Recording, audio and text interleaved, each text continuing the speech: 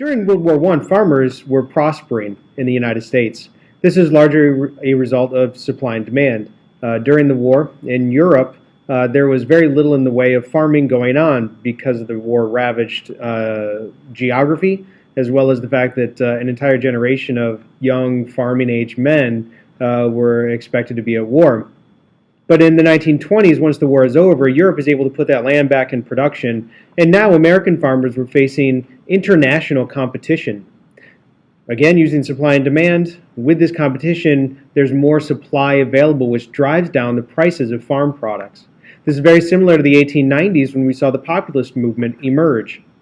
Farmers in 1920 were facing debt problems and tax problems because they weren't able to get as much for their crops. As farmers began to default on their loans, the banks began to lose money. If enough farmers defaulted on their loans, well, this means that the banks might actually crash. And when a bank crashed, all of the account holders in there lost whatever savings or checking account monies that they had.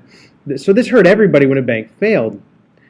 Now, this is all before the Great Depression hits during the 1920s. In fact, it's estimated about 25% of farms are going to be defaulted on prior to the Great Depression. It's a cyclical thing again. Bank failures meant that there's less money available to be loaned out for small businesses, and banks that do stay in business are less willing to take the risk of loaning out that money. So when there's less money to loan out, that means that those businesses can't expand or be created and hire more people, which means there's less jobs. Less jobs means that there's less demand. Less demand means that less people are spending, which means layoffs, which means, again, another turn on that cycle. So farmers in the 1920s had a rough time.